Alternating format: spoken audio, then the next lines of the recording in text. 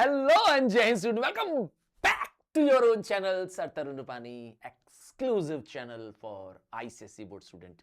Yes my dear rising stars, आपने कहा और हमने बनाया, आपके लिए एक्सक्लूसिव कंटेंट आ रहा है इस चैनल पर। हाँ, आपके सारे मेजर सब्जेक्ट्स यहीं कवर हो रहे हैं। तो आज बारी है ज्योग्राफी के चैप्टर प्रिवेंटिव मेजर्स की। ये एक सिंपल चैप्टर है जिसमें हम और आप डिटेल में समझेंगे कुछ पॉइंट्स जिसके इंपॉर्टेंट क्वेश्चंस रिपीट हो रहे हैं। आइए स्टार्ट करते हैं प्रिवेंटिव मेजर्स। वैसे एक बात और आपको बता दूं कि आपके नोट्स, आपके जो डिजिटल स्क्रीन पे ये जो सारी चीजें दिख रही हैं, ये सिंप्लीफाइड वर्जन आपको सब अवेलेबल होगा, एब्सोल्युटली फ्री अवेलेबल हो जाएगा हमारे टेलीग्राम चैनल पर।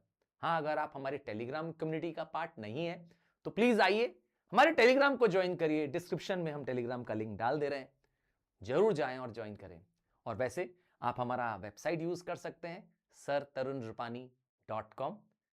और वैसे एक तो मैंने आपको हमेशा हेल्प कही है कि किसी भी टॉपिक को, किसी भी चैप्टर को आपको समझना हो तो बस आप चैप्टर का नाम लिखिए, आगे बाय सर तरुण रूपानी गूगल कर लीजिए, यूट्यूब पे सर्च कर लीजिए अपने सर को, आपको हमारा बनाया लेसन वीडियो श्योर मिल जाएगा। तो बारी है प्रिवेंटिव मेजर्स की। तो आपके और मेरे आसपास ध्यान से देखिए, तो हवा हमने प्रदूषित कर दी है ना, गाड़ियां हैं, धुआं है, धूल है, पानी हमने मैला मट मैला कर दिया है, पीने लायक नहीं रहा पानी। अब हम तो नदी से भी पानी अगर पीना चाहें, कुएं का भी पानी पीना चाहें तो शायद नहीं पी पाएंगे। हाँ, नहीं पी सकते सच में, पानी भी हमने खराब कर दिया है, पॉल्यूट कर दिया है। रही बात हमारे सॉइल्स की, तो सॉइल्स में इतना पेस्टिसाइड है, इतना फर्टिलाइजर्स है केमिकल वाला, तो एक तरह से हमने अपने आसपास के जो जीने की चीजें थी उन सबको डैमेज कर दिया है, और इसके सबसे बड़े जिम्मेदार हम हैं। तो अब क्या करें, क्या प्रिवेंटिव मेजर्स ले सकते हैं, ऐसा क्या कर सकते हैं कि इन पॉल्यूशन से, इन जो एयर, वाटर, सॉइल जिनको हमने ही खराब कर रखा है, इसका हम सुधार कर सकते हैं। इसमें कुछ तो कर सकते हैं, आप और मैं मिलकर कर सकते हैं, है ना। आइए इस चैप्टर में इसी के बारे में समझना है। सबसे बड़ी और शहरों की, यस गांव में तो नहीं, शहरों में जो सबसे बड़ा पॉल्यूशन का सोर्स है वो है वेहिकुलर पॉल्यूशन।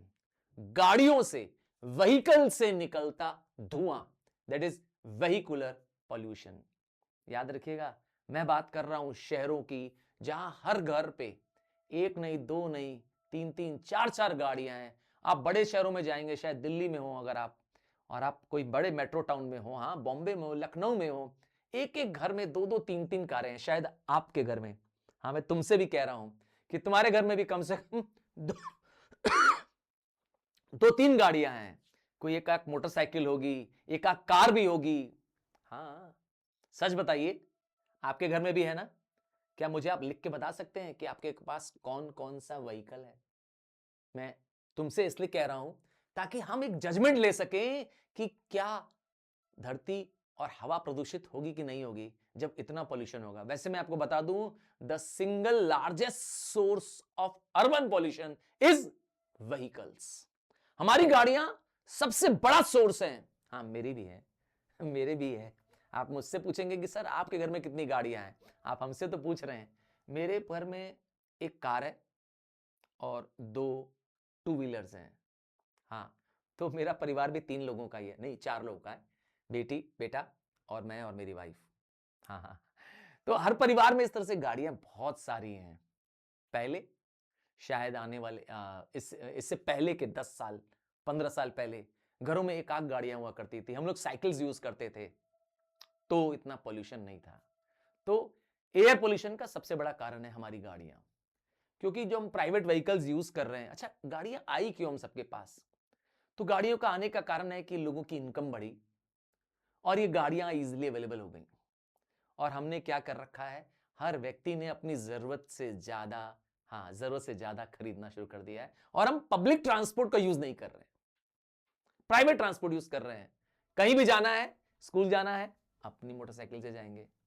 क्यों? स्कूल बस नहीं है, स्कूल के ऑटो नहीं चलते हैं, चलते हैं ना, पर हम तो यूज नहीं कर रहे होते हैं। और कहीं दूर जाना है, हाँ अपनी नानी के घर जाना है, तो अपनी गाड़ी, अपनी कार लेके साथ चले जाएंगे। क्या कहते हो? हाँ, क्यों? रेलवेज नहीं चल रही हैं, बसेस अवेलेबल नहीं है, तो इसीलिए जो हम पब्लिक ट्रांसपोर्ट का यूसेज कम कर दिए हैं। पर फैमिली, प्रति फैमिली जो नंबर ऑफ कार्स है वो बहुत बढ़ गई है। नतीजा, सड़कें जाम। हाँ हाँ, सड़कों में जाम लगा हुआ है, हैवी ट्रैफिक है। आप जब निकलते हैं, खास करके जब ऑफिस आवर्स में निकलते हैं, आप चेक करिएगा, मेरे कहने पे चेक करिएगा, जब शाम का ऑफिस आवर्स जब खत्म होने का टाइम होता है, स्पेशली 5-6 बजे के आसपास का टाइम, हाँ सड़कों पे निकलिए, एकदम जाम मिलेगा आपको। चेक करिएगा, शाम के 5-6 पीएम के आसपास जब ऑफिसेस बंद हो रहे होते हैं, सारी गाड़ियां सड़कों पे होती है। वही हाल मॉर्निंग में भी है, 9-10 के पीएम के आसपास। तो ये रीजन है। आपके स्कूल से बाहर जब गाड़ियां निकलती हैं, सच से बताना, तुम्हारे स्कूल की बात कर रहा हूं, तुम्हारे स्कूल के गेट की बात कर रहा हूं, वहां जाम लग जाता है कि नहीं लग जाता है? सारे बच्चे एक साथ निकल रहे होते हैं, सबको अपने पेरेंट्स के साथ जाना है, सबको अपनी बसेस, अपनी गाड़ी में, अपने अपनी कार्स में, अपने मोटरसाइकिल्स में, अपनी साइकिल्स में जाना है, जाम लग जाता है ना। तो व्हीकल्स जो हम इतनी यूज कर रहे हैं, इसका एनवायरमेंट दो नेगेटिव इफेक्ट है। पहला, ग्लोबल क्लाइमेट चेंज हो रहा है, और क्लाइमेट चेंज का मैंने सबसे बड़ा रीजन बताना है, हमारी गाड़ियों से निकला जो कार्बन डाइऑक्साइड है। हाँ, सबसे बड़ा फैक्टर है ये कार्बन डाइऑक्साइड। दूसरा है एयर पॉल्यूशन, जिसकी वजह से हमारी हेल्थ खराब हो रही है। आपको पता है हमारी गाड़ियों से जो धुआं निकलता है उसमें क्या क्या होता है? कार्बन मोनोऑक्साइड होती है, उसमें हाइड्रोकार्बन्स होती है। हाँ, जो फॉसिल फ्यूल होती है ना, उसे हम हाइड्रोकार्बन्स कहते हैं, वो अनबर्न पार्टिकल्स होते हैं। नाइट्रोजन ऑक्साइड होती है, सल्फर डाइऑक्साइड होती है। ये जो मैंने जितनी भी ऑक्साइड्स बताए, खास करके नाइट्रोजन डाइऑक्साइड, सल्फर डाइऑक्साइड, ये ऊपर जाती है, एयर में जाती है, और ये गैसेस क्या करती हैं? रेन वाटर से कंबाइन कर जाती है। नतीजा, ये एसिड रेन बन जाती है। तो ये जो नाइट्रोजन डाइऑक्साइड है, नाइट्रिक ऑक्साइड है, ये फर्दर क्या करते हैं? एसिड रेन कॉज करती है। Sir acid rain? हाँ, when the rain is mixed with acid, it becomes acid rain. बात समझ आया? मतलब नाइट्रोजन डाइऑक्साइड नाइट्रिक एसिड बन जाता है, सल्फर डाइऑक्साइड सल्फ्यूरिक एसिड बन जाता है, कार्बन डाइऑक्साइड कार्बोनिक एसिड बन जाता है। और ये सब कहां से हो रहा है? हमारी व्हीकल के एमिशन से। सबसे बड़ा सोर्स पॉल्यूशन का, सबसे बड़ा सोर्स हमारे बड़े शहरों में, इंडस्ट्रियल शहरों में यही है। जरा इस सीन को देखिए, कितना भयानक लग रहा है। सोचिए अगर आप यहां बाहर खड़े हो, क्या होगा? पक्का अस्थमा हो जाएगा। हाँ, दिल्ली में तो जो AQI है, that is air quality index, सबसे खराब है हमारे भारत में। आप देख रहे होंगे कि आजकल कोर्ट भी क्या कर रही है, स्ट्रिक्ट गवर्नमेंट को आदेश दे रही है। हाँ, वो ना ऑड इवन चल रहा है वहां पे, पता नहीं आपको पता है कि नहीं। अगर आप दिल्ली में होंगे तो आपने सुना होगा, दिल्ली में ऑड इवन चल रहा है, मतलब ऑड डेज में गाड़ियां कुछ और चलेंगी, इवन डेज में। हाँ हाँ, ताकि सड़कों पे लोग कम गाड़ियां लेके आए। और WHO ने, जो वर्ल्ड हेल्थ ऑर्गेनाइजेशन है, उसने एक लिस्ट निकाली है वर्ल्ड के सबसे ज्यादा पॉल्यूटेड कंट्रीज में, उसमें दिल्ली का नंबर 13वां है। मतलब सॉरी, इंडिया की 13 सिटीज इसमें आती हैं। सोच लीजिए भारत में कितना पॉल्यूशन है। और दिल्ली में तो रहने के लिए क्या कहा है कोर्ट ने? कोर्ट में कहा है दिल्ली में रहना जैसे मानो गैस चैम्बर में रहने के बराबर है। आप कल्पना करिए कितनी बुरी स्थिति होगी। मैं आपको सच बताऊं, दिल्ली में रहना, मैं एक एग्जांपल देके बता रहा हूं, ऐसा पेपर में कोट किया गया है, दिल्ली में रहना एक दिन सांस लेना 10 सिगरेट पीने के बराबर है। जस्ट इमेजिन मैं क्या कह रहा हूं। मतलब आप सिगरेट भी नहीं पिए, पर हार्म आपको उतना ही हो रहा है, नुकसान आपके शरीर का उतना ही हो रहा है जितना कि 10 सिगरेट पीने से हो रहा है। हाँ, ये है बहुत बहुत सैड न्यूज है, खास करके दिल्ली वालों के लिए तो बहुत सैड न्यूज है कि वहां पर एयर पॉल्यूशन एक चरम सीमा पे पहुंच चुका है। तो क्या करें? बैठे रहें? नहीं। आइए इसके प्रिवेंटिव मेजर्स बताते हैं, क्या कर सकते हैं हम और आप, क्या कर सकते हैं। आइए, इनमें से एक तरीका है कारपूल्स। आप देखिए क्या खुशनुमा माहौल है, सब अलग अलग लोग हैं, किसी एक की कार है और सब अलग अलग लोग हैं। याद रखिएगा, सबकी मंजिल किसी एक रूट पे ही है। मतलब कई सारे लोग जो अलग अलग लोग हैं, वो कार को शेयर कर रहे हैं। अब इमेजिन करिए, एक ऑफिस का बंदा है, जिसके पास कार है, इसके पास कार है, ठीक है। और ये लोग अपनी अपनी गाड़ियां नहीं निकाल रहे हैं, जो 4 लोग बैठे हैं पीछे, ये अपनी अपनी गाड़ियां नहीं निकाल रहे, इनके पास कारें हैं, बल्कि कर क्या रहे हैं, इस एक बंदे की कार में सब लोग बैठ जा रहे हैं और साथ में अपने मंजिल को जा रहे हैं, क्योंकि रूट सबका सेम है। तो इसे कहते हैं कार पूलिंग। ये एक नया ट्रेंड है और मुझे लगता है बहुत अच्छा और पॉजिटिव ट्रेंड है। क्या फायदे हैं कार पूलिंग करने के? बहुत फायदे हैं, तुम्हें भी मजा आएगा सुन करके। सबसे बड़ा फायदा क्या है? एयर पोल्यूशन कम होगा।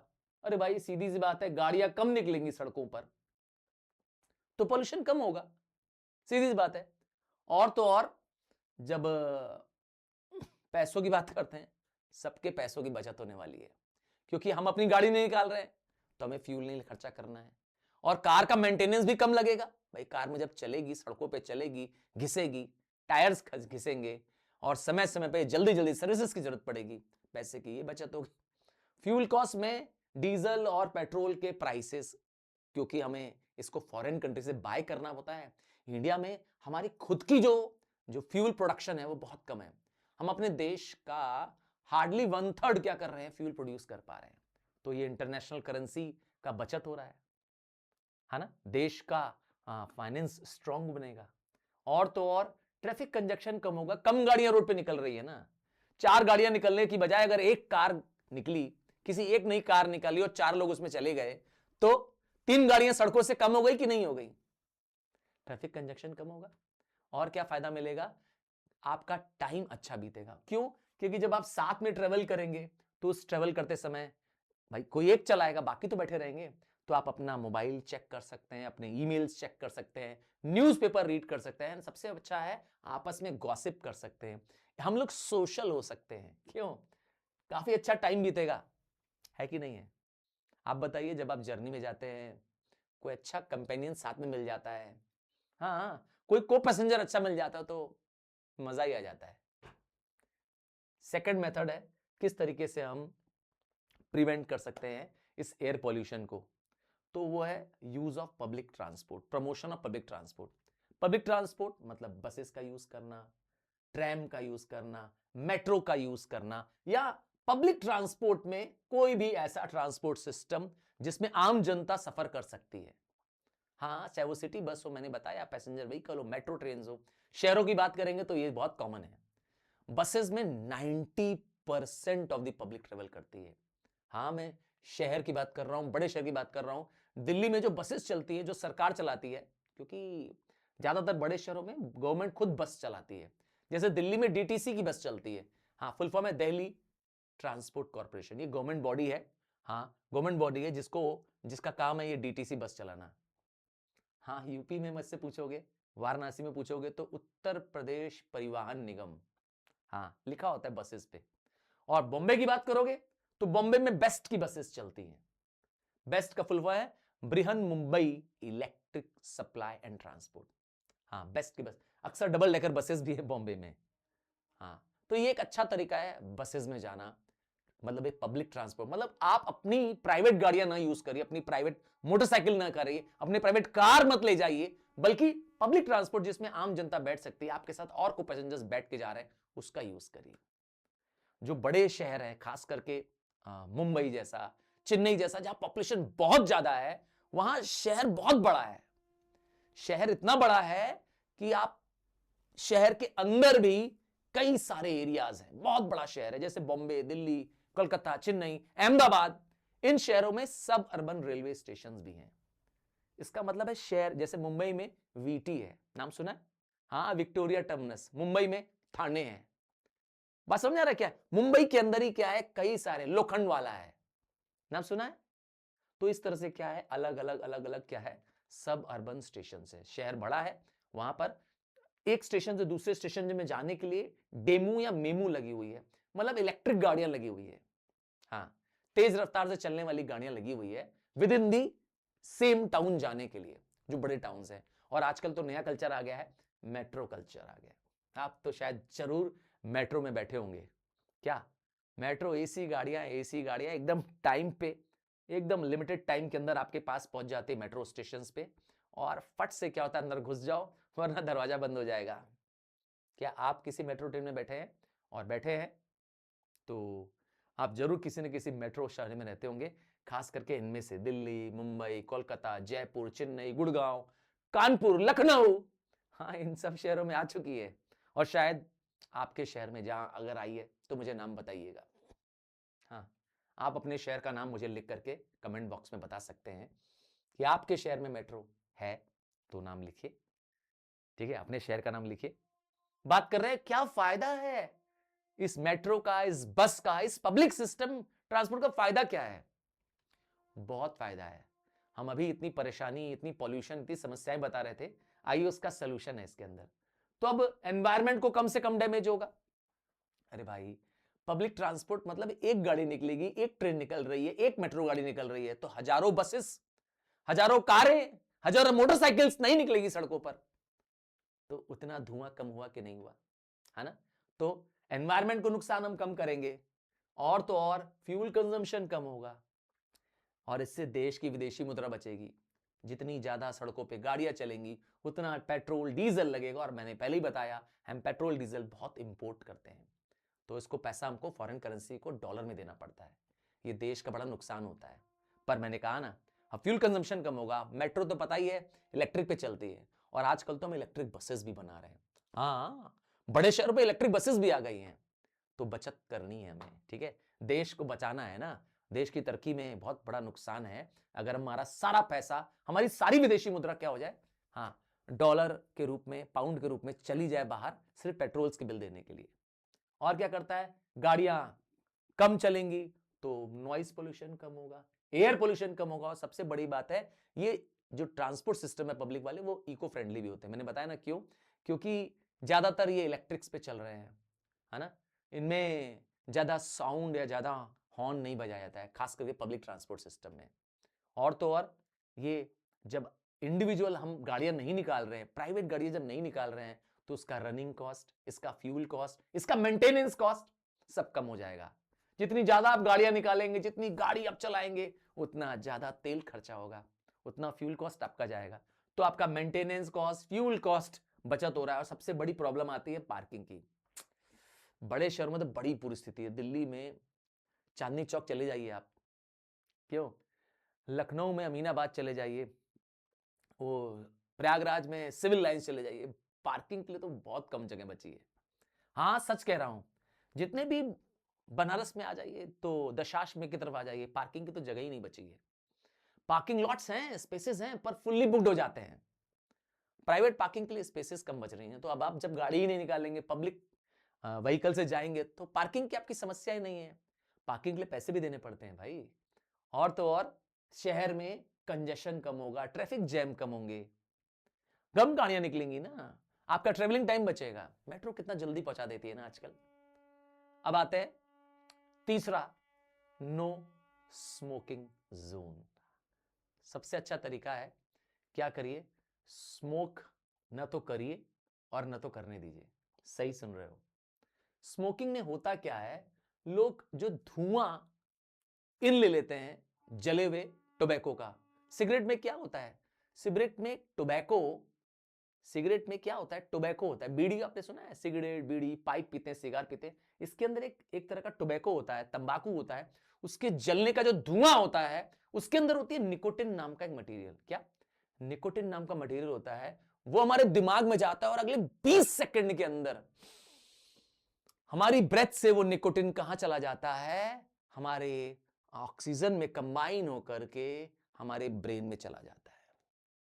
आपको पता नहीं है, 20 सेकंड लगते हैं सिर्फ, वो निकोटिन हमारे ब्रेन में चला जाता है और ये हमारे लंग्स में एक कैंसरोजिन का काम करता है। Carcinogen, cancer causing agent, lung cancer, cervical cancer और ढेर सारे रेस्पिरेटरी डिजीज, हाँ, जैसे एस्थमेटिक डिजीज, ब्रोंकाइटिस की डिजीज, हार्ट की disease, even sudden heart attack आ जाना, हाई बीपी होना, ये सब बहुत कॉमन कॉजेज हैं किसके, स्मोकिंग के। तो इसीलिए स्मोकिंग इज वेरी हार्मफुल। अच्छा, सिर्फ सिगरेट पीने वालों के लिए हार्मफुल है? जी नहीं, सिगरेट पीने वाले के साथ ही उसके आसपास खड़े लोग हैं, उनके लिए भी हार्मफुल है। तो वो लोग जो सिगरेट नहीं पीते हैं पर सिगरेट स्मोकर उसके आसपास है, मतलब आपके आसपास कोई व्यक्ति सिगरेट पी रहा है तो आप तो अपने आप क्या हो गए, सिगरेट पीने वाले से ज्यादा परेशान हो जाएंगे। हाँ, ऐसा फाउंड किया गया है, ऐसा रिसर्च किया गया है कि जो लोग सिगरेट पीते हैं वो तो खैर अपने आप को नुकसान पहुंचा ही रहे हैं, पर जो सिगरेट नहीं पी रहा है उसको धुआं तो मिल ही रहा है ना। सिगरेट पीने वाले ने जो धुआं छोड़ा, तो ये जो धुआं मिल रहा है आपको, है ना, सिगरेट आप नहीं पी रहे हैं फिर भी जो सिगरेट वाले का जो धुआं मिल रहा है वो आपको बनाता है पैसिव स्मोकर। हाँ, जो सिगरेट पी रहा है वो एक्टिव स्मोकर है, ये आपको उससे ज्यादा हार्म पहुंचाएगा। हाँ, एक्टिव स्मोकर से ज्यादा, ये एक फैक्ट निकाला गया है, एक रिसर्च किया गया है, एक्टिव स्मोकर से ज्यादा नुकसान किसका हो रहा है, पैसिव स्मोकर का। उसे पता ही नहीं है, उसे पता ही नहीं है कि वो सिगरेट नहीं पीता है, वो तो सेटिस्फाइड है मैं सिगरेट नहीं पीता हूं, पर उसके बावजूद उसे कैंसर हो जा रही, बीमारियां हो जा रही है, उससे ज्यादा डेडली डिजीज हो रही। हमारे देश में 12 करोड़, बाप रे, एक बहुत बड़ा नंबर है, 12 करोड़ स्मोकर्स हैं इंडिया में। और वर्ल्ड के 12% स्मोकर, ठीक है, हमारे भारत में है। बहुत बड़ी संख्या है। इंडिया इज गेटिंग और becoming the capital of smokers, और 9 लाख लोग हर साल मर रहे हैं। बहुत बड़ी संख्या बता दी मैंने, 9 लाख पीपल डाई, किससे, स्मोकिंग से। और आपको पता है सरकार ने 1975 में एक कानून बनाया, और इस कानून के तहत एक प्रिवेंटिव मेजर घोषित किया कि जो सिगरेट पैक्स होंगे उसके ऊपर लिखना पड़ेगा सिगरेट कॉजेज कैंसर, उसमें लिखना पड़ेगा स्मोकिंग किल्स। हाँ, किसी भी सिगरेट के पैक में आप चेक करेंगे तो ऊपर एकदम बड़े बड़े अक्षरों में लिखा है, रेड लाल अक्षरों में बड़े बड़े में लिखा है कि cigarette kills, smoking kills, smoking can cause cancer, clearly लिखा है 1975 से। और तो और सरकार ने एक कानून बनाया, prohibition of smoking in public places rules 2008। बहुत सिंपल सा कानून है कि कोई भी व्यक्ति पब्लिक प्लेस पर, पब्लिक प्लेस मतलब समझ गए, आम जनता की जगह, अब वो बसेस हो सकती है, रेलवे स्टेशन होते हैं, पार्क हो सकते हैं, अम्यूजमेंट स्टेशन, वो सब जगह जहां आम जनता है, जहां आप और मैं हैं, ठीक है, वो पब्लिक पार्क भी है, मैंने बताया ना, उन जगहों पर सिगरेट स्मोकिंग करना अलाउड नहीं है। अगर कोई सिगरेट पीता हुआ पाया गया पब्लिक प्लेस पे, उस पर फाइन लगाया जाएगा। हाँ, इसका मतलब है कोई रेस्टोरेंट हो, कोई, मैंने कहा पार्क हो, कोई अम्यूजमेंट वाली प्लेस हो, वहां पर, इवन बसेस में, अगर कोई आपके आसपास सिगरेट पी रहा है, आप उसको टोक दीजिए, भैया सिगरेट क्यों पी रहे हैं आप, समझ में आया, क्यों, क्योंकि उसकी वजह से तुम्हें प्रॉब्लम होगी, आपको उसका जहरीला धुआं आपके शरीर में जाएगा, रोक सकते हैं आप, आपके पास अधिकार है। तो इस तरह से गवर्नमेंट ने कुछ मेजर्स लिए हैं। वैसे आपको यह भी पता होना चाहिए कि सिगरेट का प्रचार प्रसार करना भी कंपनियों को अलाउड नहीं है। हाँ, किसी भी तरह का एडवर्टाइजमेंट करना अलाउड नहीं है। और ये जो गवर्नमेंट क्या कर रही है, प्रमोट कर रही है नो स्मोकिंग, बड़ी बड़ी फर्म्स, बड़े बड़े दफ्तर, बड़ी बड़ी कैफेज, रेस्टोरेंट्स लिख रहे हैं साफ साफ नो स्मोकिंग जोन। क्या फायदा मिलता है उनको, क्या एडवांटेज मिलता है जब वो एक पोस्टर लगा देते हैं, लिख देते हैं इसमें नो स्मोकिंग जोन, जिसमें सिगरेट पर क्रॉस बना होता है। थोड़ी देर पहले मैंने आपको दिखाया था वो पोस्टर। तो इससे सेकेंड हैंड टोबैको स्मोक नहीं जाती है, अर्थात हम लोग जो नॉन स्मोकर्स हैं, हाँ मतलब मैं और आप जो जो स्मोकिंग नहीं करते हैं, हमारे ऊपर नुकसान नहीं हो रहा, हमारा नुकसान नहीं होगा अगर नो स्मोकिंग जोन बना रहेगा। एयर पोल्यूशन कम होगा, है कि नहीं है, क्योंकि एयर में तो स्मोक तो रहेगी ना, उसके पार्टिकल्स तो रहेंगे ही रहेंगे। और सबसे इंपॉर्टेंट है हमारा हेल्थ कॉस्ट कम आएगा, हमारी बीमारियों पे खर्चे कम होंगे भाई जब हम स्पिरिट ही नहीं पी रहे हैं, और डायरेक्टली या इनडायरेक्टली। एंड सबसे इंपॉर्टेंट है जो लोग सिगरेट पीते हैं ना, वो एक्चुअली दूसरों को इन्फ्लुएंस करने के लिए पीते हैं। अक्सर कुछ लोग दिखावे के लिए पीते हैं, कुछ लोग बस टशन में पीते हैं, अरे यार तू पी रहा है मैं पी लूंगा, मैं तेरा दोस्त हूं, मैं तेरा भाई हूं। तो यू नो प्रमोट करते हैं, यंग लोगों को इन्फ्लुएंस करते हैं सिगरेट स्मोकिंग के लिए। और आप तो जानते हैं यंग बच्चे जो होते हैं वो दूसरों के बहकावे में आ जाते हैं, उनको ये जो स्टाइलिश में खड़े होकर सिगरेट पीना बड़ा वो लगता है, हीरो टाइप का लगता है। अल्टीमेटली वो हीरो नहीं है, सबसे बड़े बेवकूफ हैं वो, सॉरी, सबसे बड़े बेवकूफ हैं जो आपको कॉपी कर रहे हैं, जो स्मोकर्स को कॉपी कर रहे हैं। फिल्मों में जो देख रहे हैं वो सब नकली है प्लीज। हाँ, there is nothing of reality in the films. जो दिखा रहा है। तो बस यूथ इन्फ्लुएंस नहीं होगा अगर नो स्मोकिंग जोन होगी, नए बच्चे, जवान बच्चे, स्टूडेंट्स इन्फ्लुएंस नहीं होंगे। एक और बहुत बड़ी स्मोकिंग से जुड़ी प्रॉब्लम बताता हूं, और वो है क्या? फायर्स। अक्सर जहां पे फॉरेस्ट एरिया है या जहां पर इनफ्लेमेबल मटेरियल रखा होता है, वहां सिगरेट स्मोकर्स की वजह से आग लग जाती है, क्योंकि जो सिगरेट वो छोड़ देते हैं, जली हुई छोड़ देते हैं, उसकी वजह से भयंकर आग लग जाती है। कई बार ऐसा हुआ है, बट थैंक्स, जब नो स्मोक एरिया होगा तो ये आग लगने की संभावना कम हो जाएगी।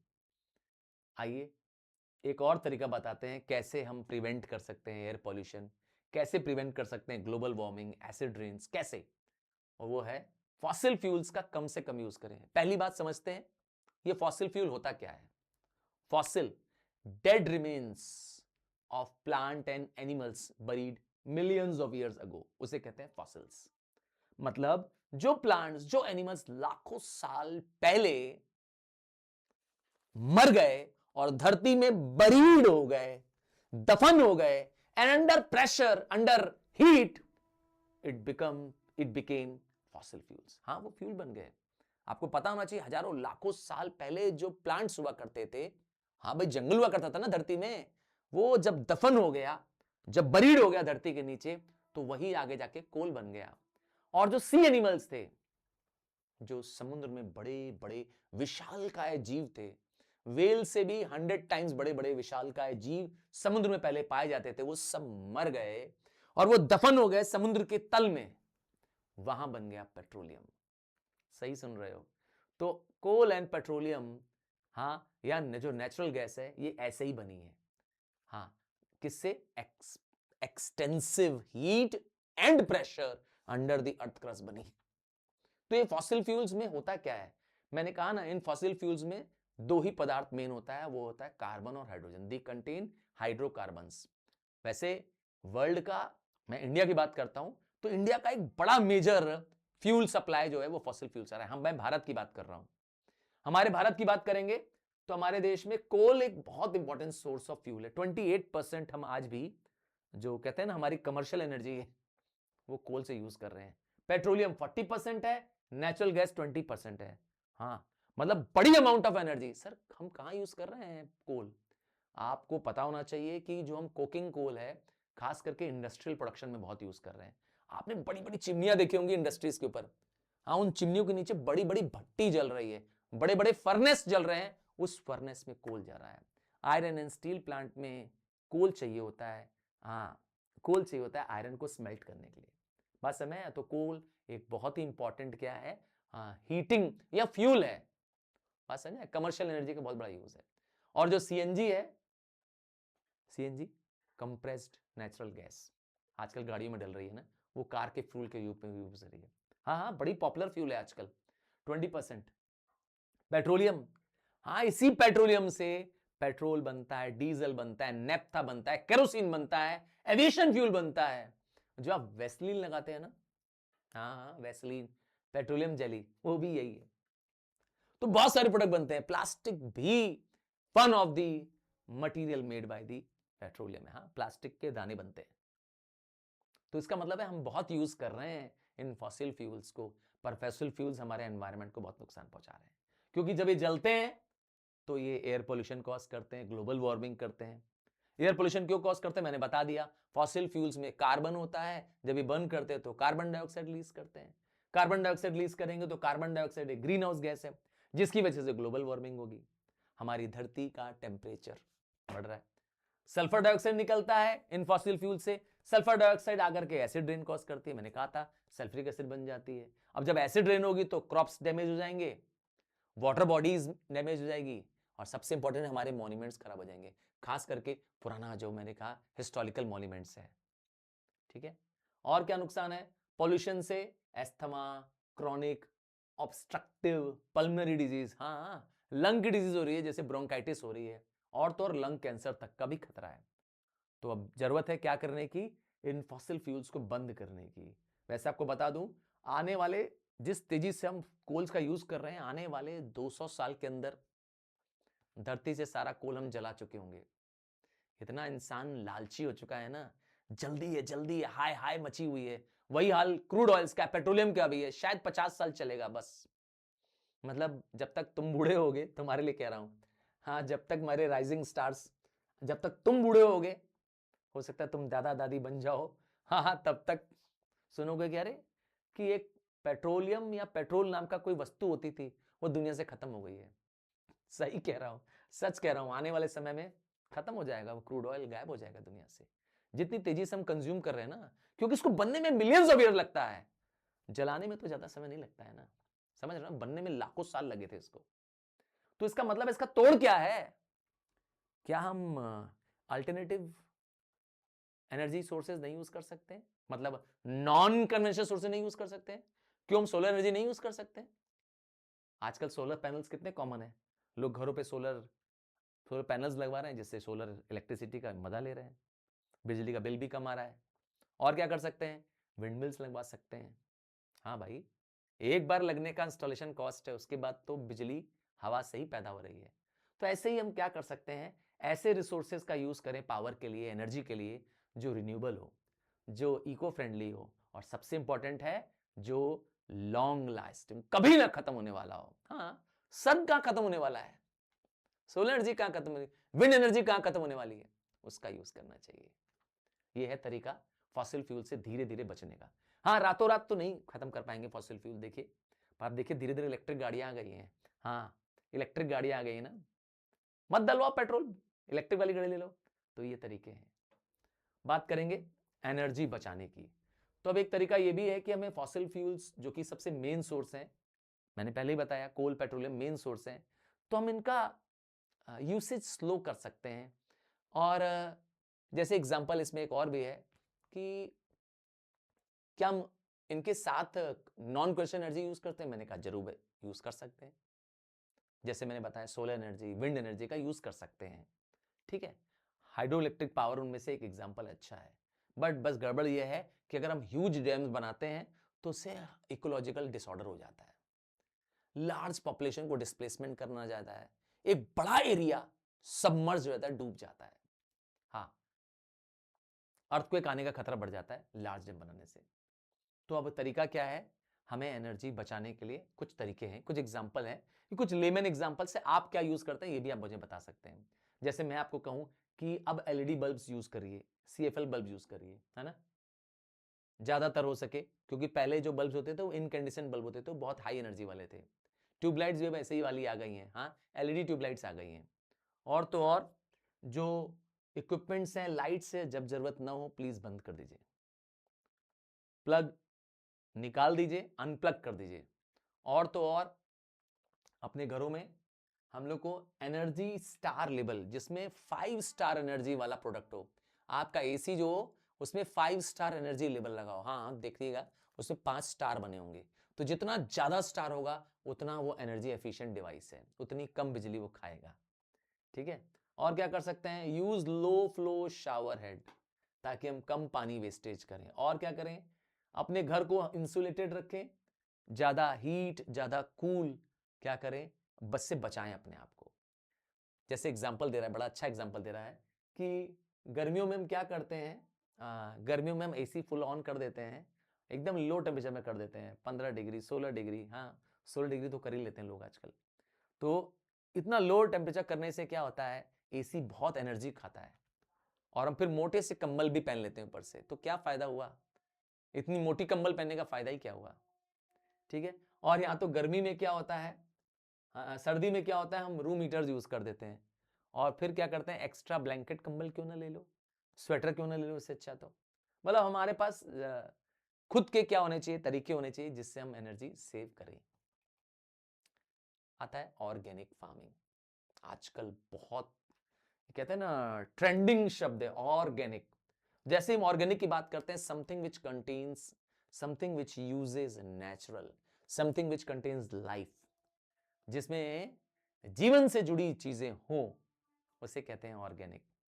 मतलब जहां पर हम हार्मफुल चीजों का प्रयोग ना करें, उसे कहते हैं ऑर्गेनिक। तो ऑर्गेनिक फार्मिंग एक ऐसा फार्मिंग है जिसे हम होलिस्टिक फार्मिंग कह सकते हैं, जिसका मेन मकसद है कि हम क्रॉप्स भी रेस करें, हाँ क्रॉप्स उगाएं, बट किसकी मदद से उगाएं, using organic waste, farm waste का यूज करें, बायो फर्टिलाइजर का यूज करें, किसी भी तरह का पेस्टिसाइड, किसी तरह का केमिकल्स छिड़के बिना इको फ्रेंडली तरीके से, पॉल्यूशन फ्री तरीके से अगर हम खेती करते हैं तो इस मेथड का नाम दिया गया है ऑर्गेनिक फार्मिंग। जैसे वर्मी कंपोस्टिंग कर सकते हैं, ग्रीन मैन्योरिंग कर सकते हैं, बदल बदल के क्रॉप लगाना, ठीक है, बायो फर्टिलाइजर का इस्तेमाल करना, वो फर्टिलाइजर्स जिसमें हम माइक्रोब्स ऐड करते हैं सॉइल में, जिससे फर्टिलिटी ऑफ द सॉइल बढ़ जाती है। और एनिमल हस्बेंड्री करना, मतलब हमारी कोशिश ये होनी चाहिए कि हमारी वजह से एनवायरमेंट को पॉल्यूट ना हो, हमारी सॉइल खराब ना हो। इस प्रोसेस को कहते हैं ऑर्गेनिक फार्मिंग। ऑर्गेनिक फार्मिंग के 4 बड़े प्रिंसिपल्स हैं। पहला प्रिंसिपल क्या है कि health of the soil, plant, animal सबकी रक्षा करना। बनाइए इसीलिए। और मैंने कहा ना, आप अगर आप किसी बड़े स्टोर में जाएंगे, खास करके स्पेंसर या बिग बाजार टाइप के बड़े किसी डिपार्टमेंट स्टोर में जाएंगे, तो वहां आपको ऑर्गेनिक फ्रूट्स मिल जाएंगे। थोड़े महंगे होते हैं, पता है कि नहीं बात को? हाँ भाई, क्योंकि उसमें किसी तरह का कोई केमिकल नहीं मिलाया गया है। आप और मैं आजकल जो फल सब्जी खा रहे हैं, हाँ कोई भी फल सब्जी खा रहे हैं, सबको हाँ chemical fertiliser, urea, NPK, nitrogenous, phosphorus, potassium को डाल के उगाया गया है, हाँ, ताकि सॉइल की फर्टिलिटी बढ़ जाए। पर ये सब केमिकल हैं। पर ऑर्गेनिक में ऐसा नहीं होता है। तो organic farming health of soil, plant का ध्यान रखती है। ऑर्गेनिक फार्मिंग का मेन मकसद है इकोलॉजिकल सिस्टम को और साइकिल्स को बैलेंस करना, सस्टेन करना। एंड सबसे इंपॉर्टेंट है इकोलॉजिकल, जो ऑर्गेनिक फार्मिंग होती है वो बिल्ट ऑन रिलेशनशिप होती है। इसका मेन मकसद होता है कि हमें कॉमन एनवायरनमेंट, हमारे लाइफ अपॉर्चुनिटीज को मेंटेन रखना। ऑर्गेनिक फार्मिंग एक और मदद करती है हमें आज और आने वाले कल के लिए भी, मतलब wellbeing of the current as well as the future of the environment का ध्यान रखते हैं। मतलब ऐसी फार्मिंग करो कि आज की आपकी जरूरत भी पूरी हो जाए। कहते हैं ना, बहुत लालच नहीं करना है, उतना ही चाहिए जितना आज की जरूरत हमारी पूरी हो जाए और आने वाली जनरेशंस को भी उसकी जरूरत मिलती रहे। क्या क्या कैरेक्टरिस्टिक्स हैं? बेसिक कैरेक्टरिस्टिक्स है long term fertility of the soil maintain करना। देखिए, आज आप खूब सारा केमिकल फर्टिलाइजर डालेंगे, आज पेस्टिसाइड डालेंगे, तो आज तो पैदावार बढ़ जाएगी, पर आपकी सॉइल की उपजाऊ शक्ति लॉन्ग टर्म में खत्म हो जाएगी। आपके अंदर जो नेचर वाले पाए जाने वाले तत्व हैं वो सब मर जाएंगे। आपके जो फ्रेंडली बैक्टीरियाज हैं, बायो जो बैक्टीरियाज हैं, वो सब मर जाएंगे केमिकल फर्टिलाइजर डालने से। इसीलिए ये लॉन्ग टर्म फार्मिंग का अच्छा तरीका है। क्रॉप रोटेशन करिए, बदल बदल के क्रॉप लगाइए और क्रॉप न्यूट्रिएंट्स प्रोवाइड करिए। वीड्स मतलब वाइल्ड प्लांट्स, अनवांटेड प्लांट्स को वीड कहते हैं। इसको ज्यादा चांसेस नहीं मिलता है ग्रो करने का जब हम फर्टिलाइजर नहीं डालते हैं, डिजीज और पेस्ट नहीं लगते हैं। और तो और अगर लगेंगे भी तो नेचुरल तरीके से, हाँ, ऑर्गेनिक मैन्यूरिंग करके, नेचुरल प्रीडेटर लगा करके उनको दूर कर सकते हैं। और क्या करना है, हमें मेक श्योर करना है कि हमारा फार्मिंग सिस्टम ऐसा हो जिससे हमारे एनवायरनमेंट को हार्म ना पहुंचे, हमारे वाइल्ड लाइफ और नेचुरल हैबिटेट भी नुकसान ना करे। एक तरह से देखें, ये विन विन सिचुएशन है। ऑर्गेनिक फार्मिंग आपका और आपकी प्रकृति का पूरा रक्षा करती है, आपको जरूरत भर का अनाज देती है, साफ शुद्ध अनाज देती है, और प्रकृति को भी खराब नहीं करती है। क्या इंपॉर्टेंस है? अगेन, इसका इंपॉर्टेंस है कि ऑर्गेनिक फार्मिंग क्रॉप रोटेशन में बिलीव करती है, क्रॉप कवर में बिलीव करती है, proper growth of the fruits and farms में बिलीव करती है। और क्या चाहती है? ऑर्गेनिक फार्मिंग में जो क्रॉप रेसिड्यू बच जाता है वो फार्म्स में डाल दिया जाता है, फिर वो क्या बन जाता है, वो फिर कंपोस्ट बन जाता है। जो फार्म वेस्ट बचते हैं, जो फ्रूट और वेजिटेबल वेस्ट बचते हैं, उसको एक गड्ढा बना करके सॉइल में क्या आते हैं, सॉइल में डाल दिया जाता है और उसको सड़ने गलने जाता है। ये आगे जाके फिर क्या बन जाता है, कंपोस्ट बन जाता है। डालो सॉइल में, उपजाऊ शक्ति और बढ़ जाएगी। कोई केमिकल की जरूरत नहीं है, डिजीज लगने की चांसेस कम हो जाती हैं, इंसेक्ट और पेस्ट लगने की चांसेस कम हो जाती हैं जब हम क्रॉप रोटेशन करते हैं, बेटर और disease resistant variety of seed लगाते हैं। तो यकीन के साथ कह सकता हूं कि ये चैप्टर अगर अब यहां तक झुके हैं तो पूरा समझ में आ गया होगा। पूरा समझ में आ गया तो प्लीज प्लीज प्लीज प्लीज इसको अपने फ्रेंड्स को शेयर कर दो। हाँ, अगर लेट ज्वाइन किया है, बीच में ज्वाइन किया है, स्किप किया है, तो हम्बल रिक्वेस्ट है, ये वीडियो अपने आप को फिर से शेयर कर दो। हाँ, अपने आप को शेयर कर दो अगर आपने लेट ज्वाइन किया था या आपने मिस कर दिया था, स्किप करके ज्वाइन किया था। इसके बाद जब देखोगे तो भली चाहो स्पीड 1.5 कर दो, थोड़ा सा इंक्रीज कर दो, बट ये चैप्टर आपका टोटल फिनिश है। इसके अलावा कहीं भी कुछ भी पढ़ने की जरूरत है, दिट इज टू मच। सो इस यकीन के साथ कि मेरे राइजिंग स्टार मेरे साथ हैं और आगे आप बनने वाले हैं मेरे superstars. Yes, you are going to be the superstars who are going to face the class 10 boards. और मैं तुम्हारी मंजिल पर तुम्हें ले जाने के लिए तैयार खड़ा हूं। यस, आपके गूगल सर आपको आपकी मंजिल पे ले जाने के लिए तैयार खड़े हैं। बस यकीन जानिए कि आपको बस खुद पे करना है भरोसा। जो खुद पे करते हैं यकीन, वो जो चाहते हैं वो कर लेते हैं। सो बाय, ऑल द बेस्ट।